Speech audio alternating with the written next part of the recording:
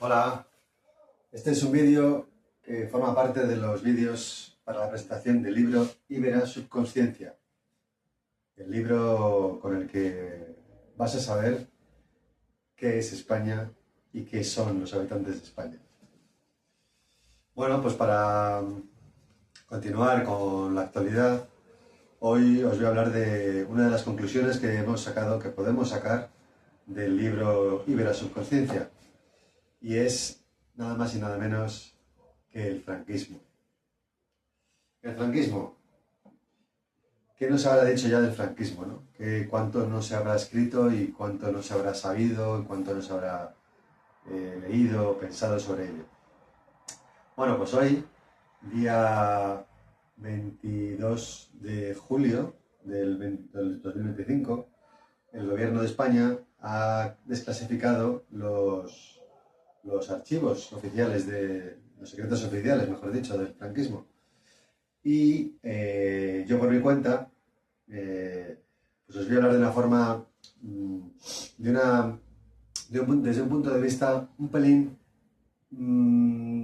más histórico, ¿vale? Más difícil, pero también más fácil de entender, si nos ponemos relativos, ¿no? Entonces, bueno, pues el franquismo se da en un hombre que se llama Francisco Franco, como todos sabemos, como todos sabéis, y este hombre viene de una zona de España que es el noroeste, ¿vale? Que se llama Galicia.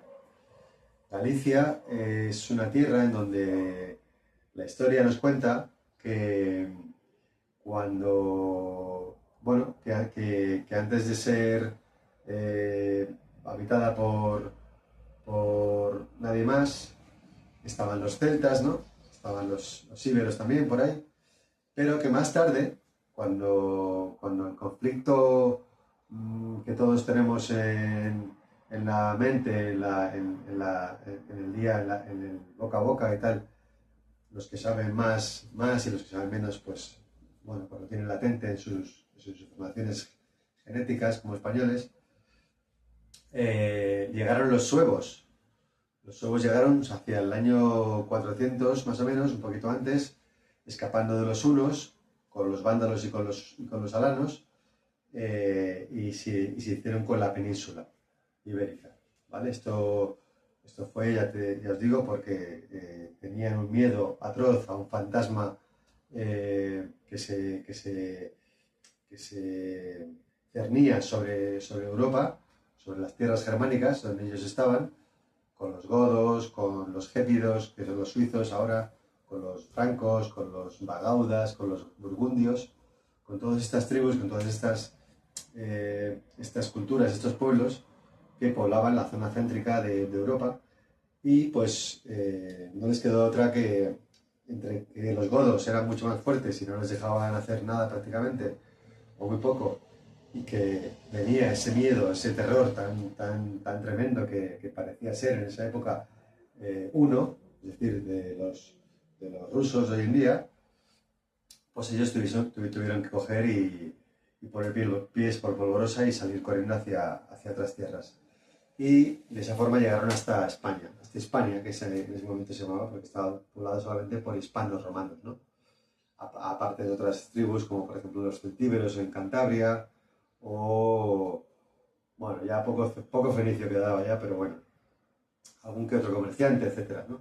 Pues todavía hispanos romanos, ¿vale? Hispanos romanos, por cierto, recién catolizados, ¿vale? Esto es un dato importante.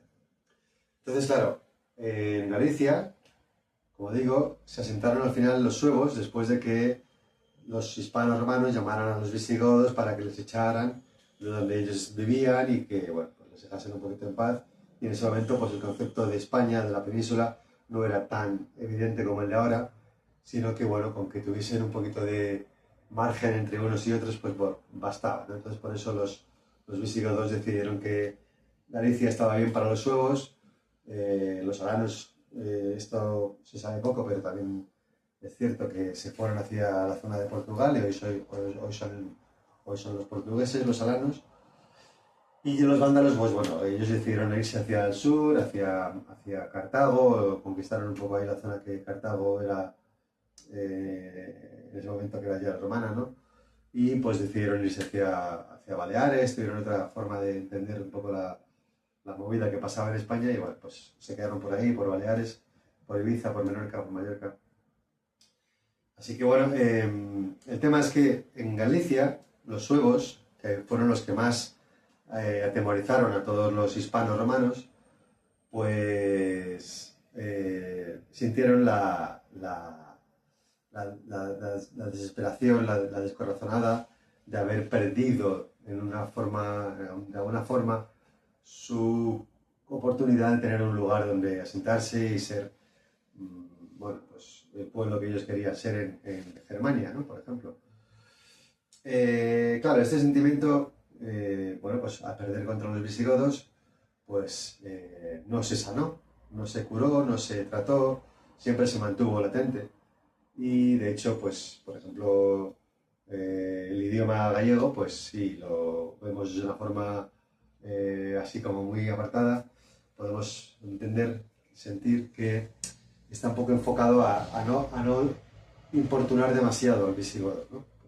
El español es visigodo, nace de la suavidad, de la matización del latín, ¿no? Entonces se convierte en español y el suevo pues lo adopta también, pero le da un cariz, una tonalidad que no moleste al visigodo reinante, ¿no?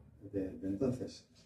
Lo mismo pasa con el portugués un poco, ¿no? Si lo vemos es muy cerrado, es muy sonoro para ellos, se guarda de decir ciertas vocales. Es como si, por ejemplo, nos pusiéramos en el caso de los sudamericanos.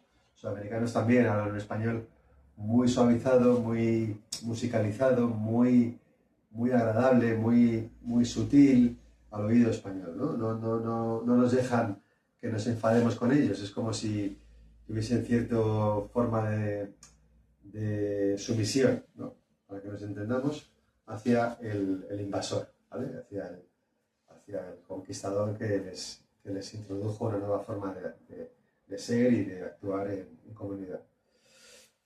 Bueno, pues todo este tiempo que ha pasado desde entonces hasta ahora, lo que sucedió durante los gobiernos o el gobierno o el reinado de los visigodos fue que ellos, al no ser españoles, al no ser hispanos, al ser, mejor dicho, de la zona sueca de Gotland, una isla entre Alemania y Suecia, al ser suecos, no ser ni godos, ni ser vikingos, ni ser rusos, bueno, pues tampoco estaban muy arraigados, no se sentían tan arraigados en esta nueva tierra que ellos querían, que ellos habían, bueno, que ellos habían conseguido gracias a la defensa de los hispanos contra los germanos venidos desde allí.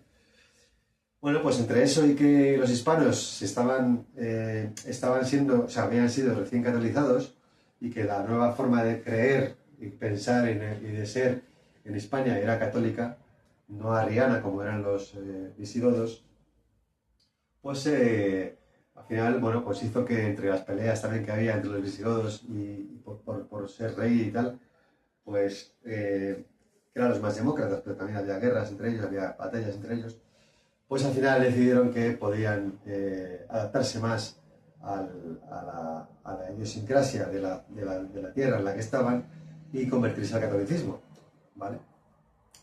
Entonces, claro, el catolicismo, ¿qué hizo? El catolicismo, pues, lo que hizo fue que quería desterrar esa otra forma de ser, esa otra forma de vivir, que además era demasiado imponente para ellos, porque los visigodos les habían defendido, por tanto eran los nuevos dueños y señores de España, y por eso, pues, su deseo fue que esos desaparecieran de España, desaparecieran totalmente. Igual que hicieron con los musulmanes, cuando pudieron, claro, hicieron lo que hicieron con los visigodos. Es decir, los desterraron de sus mentes, de sus día a días, de sus días a días, de su manera de pensar de su memoria, quisieron que no existieran más. Por cierto, igual que hicieron con los antiguos romanos, con los precatólicos. O sea, el catolicismo lo que no quería era que no hubiera otra cosa más que católicos. Entonces no eran los visigodos por ser visigodos, sino que también los propios romanos que habían llegado a la península 700 años antes no querían saber nada de ellos.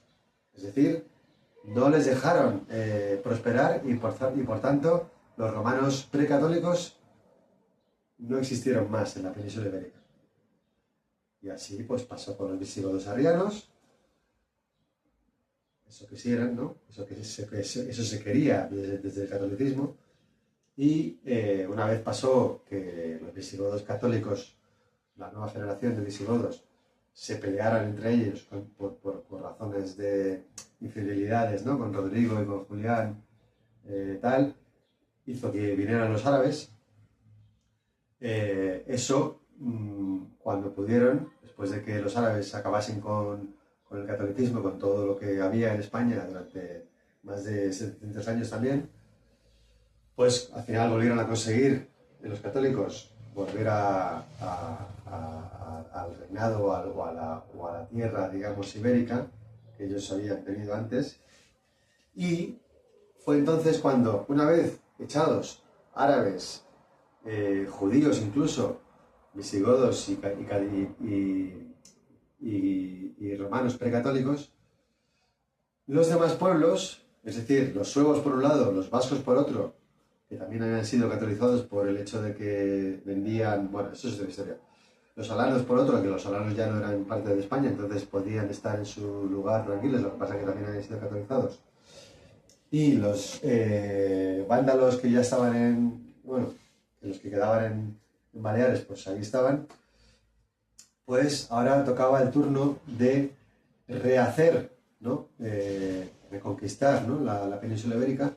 Y esto pues como que versionó lo que pasó antes de los visigodos, arrianos y los romanos. Entonces, por ejemplo, un caso así puntual para darnos una idea de lo que se hizo con el catolicismo, con la nueva reconquista, la reconquista de la península ibérica, fue, por ejemplo, que Antonio de Nebrija, bueno, se le alzó como el nuevo, catedrático, inventor casi del español, ¿no? Las primeras tablillas escritas en español, como que fueron de él, la propaganda, el marketing católico, lo que quiso es que un católico pues fuera el que inventara el español, ¿no? Por ejemplo. Esto es una cosa.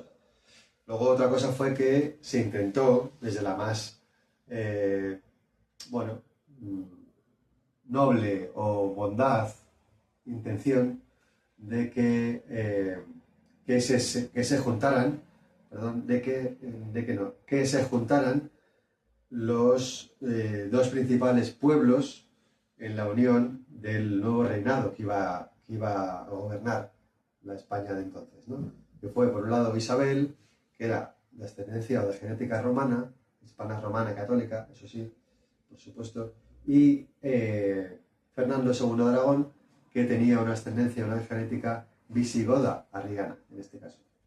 Quizás ellos no lo sabían, seguramente no lo sabían, pero sí que a lo mejor intuitivamente eso podía ser más posible, ¿no?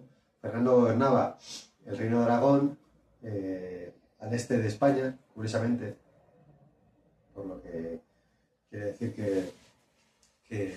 que la memoria romana de cómo se entró por España, o por Hispania, o por la península ibérica, fue por el este, quedaba ya cubierta porque un visigodo era el que reinaba en esa zona en ese momento. Se casaba con una hispana romana que gobernaba el reino de Castilla, que estaba al oeste de la península ibérica, es decir, en la zona donde había estado más en disputa la tierra entre los musulmanes y los católicos, ¿no? Que fue Castilla y León.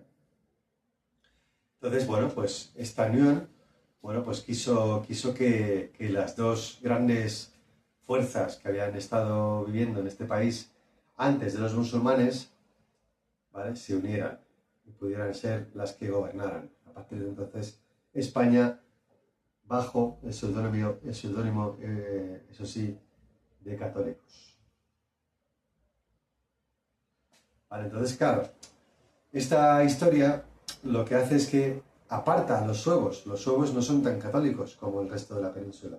Los suevos, recordamos que vencieron o que asustaron tanto a los romanos que fue un poco la revancha goda, ¿no? De alguna manera los romanos fueron hacia Germania en el siglo IV y pues como que pudieron con ellos, pero no pudieron con ellos. Hubo un poco de 50-50 ahí. Y sin embargo los suevos pues se tomaron la revancha en Hispania, ¿no? Porque sabían que había romanos aquí, entonces aprovecharon que no estaban tan armados ni tan agresivos como cuando eran precatólicos y digamos que les dominaron, que les vencieron de alguna forma. Entonces los suevos siempre tuvieron un poquito de ventaja en cuanto a lo que los romanos querían imponer al resto de los pueblos de España. Y por eso los suevos pues se quedaron siempre con esa superioridad, ya no solamente por el hecho de haber sido los que vencieron a los romanos entonces, sino también porque no eran tan católicos, ¿no? Pero además de eso, porque los suevos tenían cierta similitud con el pensamiento judío. Y ahora entra esto que es tan importante, el pensamiento judío. El pensamiento judío en Hispania y en todos los lugares donde estuvo un judío, donde ha estado un judío, ha sido predominante, muy importante. A pesar de que los judíos siempre han sido muy civilinos y muy sutiles y muy celosos de sus propios pensamientos, ¿vale? ¿Por qué digo esto? Bueno, pues evidentemente porque los judíos ha sido el pueblo que más ha sufrido de toda la historia occidental, por lo menos, si no mundial, vamos a dejarlo en occidental, porque fueron echados, fueron exiliados del mayor imperio que ha habido en la historia de la humanidad, amén del chino, pero que entonces no lo era, como tal. Por lo tanto, los judíos, al ser las víctimas históricas de todos los pueblos del mundo, por lo menos del occidental, pues pudieron ser protegidos por los siguientes emperadores del mundo occidental, que fueron los romanos, y después de esto, o a partir de esto, influir en ellos tanto como para, en primer lugar, crear la religión católica. La religión católica parte de un judío que es Jesús, claro, que a pesar de no ser un judío romano, era un judío al fin y al cabo, y el final y la construcción de la religión que nace con él es por mano de un judío también, por mano de los judíos. Podría haber otras formas de manejarlo, pero sobre todo era judía, ¿vale? Porque se basaba en la revancha contra los egipcios, ¿vale? Bueno, esto es también otra historia más difícil de contar, pero es fácil de entender, ¿vale? Entonces, claro, los judíos, a pesar de todo lo que no aparentaban, lo que no decían, estaban en esas sociedades, en esas mentes de los pueblos que tenían esas sociedades. Y empezaban por Roma, por los romanos. Y los romanos, al ser catolizados, pues tenían la sensación de ser cautivos, o no la sensación, pero sí por lo menos sí lo eran cautivos del pensamiento judío, a tal punto que los judíos fueron los que de alguna manera bueno, pues decían hasta qué punto y hasta qué no podían gobernar, ¿no? Los que gobernaran entonces, ¿no? Más o menos como lo que está pasando ahora. No sé si ustedes se han dado cuenta de lo que estoy diciendo, pero más o menos es lo que está pasando ahora.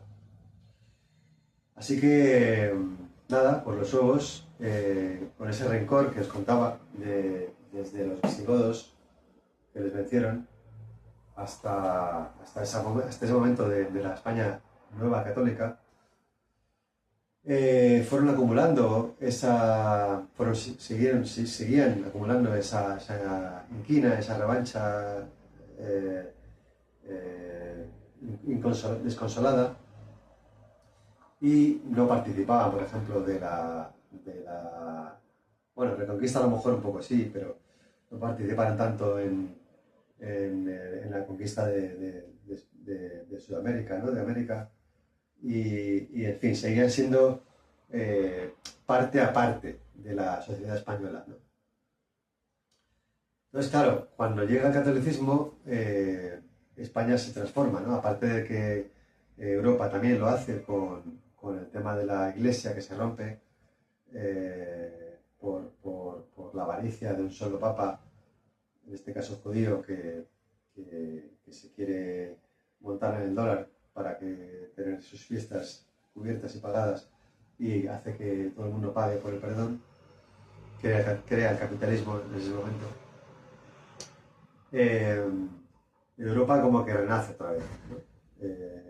Después de la peste negra que sucedió en el siglo XIV y tal, bueno, todavía se está recuperando todo eso. Entonces Europa en el siglo XV, con el descubrimiento de América, es como que renace, ¿vale? Es como que pasa algo como que resetea un poco las mentes de los europeos, y eso, y entre eso y la Iglesia también, pues como que quiere volver a renacer de alguna forma, a rehacerse de alguna forma. Bueno, pues eso es en lo que se basa don Francisco Franco, ¿no? Por llamarlo de alguna manera. Y utiliza toda esa historia y se basa en toda esa historia para que, con ese sentimiento, y esto es lo más importante, de ser los perdedores de España, pues nace esa revolución y esa reacción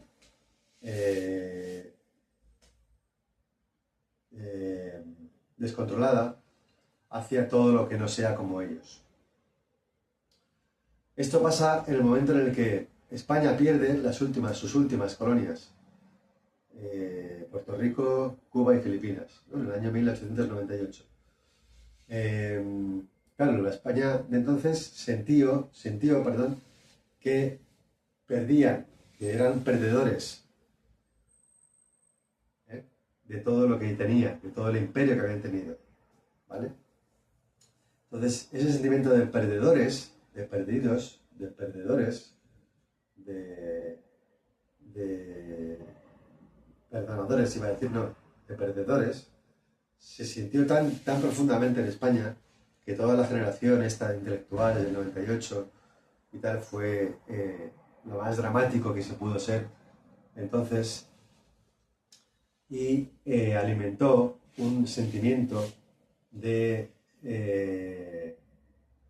desolación, de auténtico dolor, de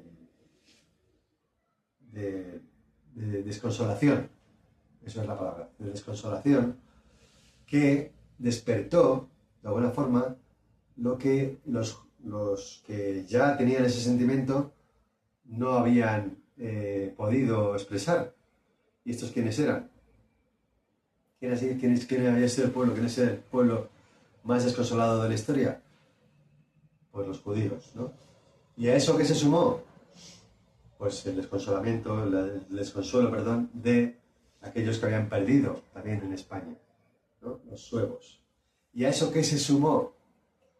Pues también el hecho de que el romano común, el romano hispánico clásico de siempre, tanto católico como no católico, tenía la sensación de que no había conseguido conquistar realmente España, ¿no? Porque, por un lado, los pueblos al principio españoles se resistieron muchísimo más que ningún otro pueblo en toda Europa, y por el otro, cuando se hicieron católicos, poco más tiempo después de haber, bueno, digamos, establecido su propia idiosincrasia, que no, después de lo de Viriato y tal en España, tuvieron que llamar a los visigodos, pues como que nunca habían tenido la sensación de haber sido los dueños de España o de la península ibérica, los romanos.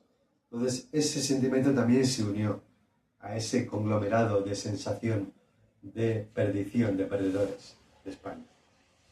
Claro, imaginaos, ¿no?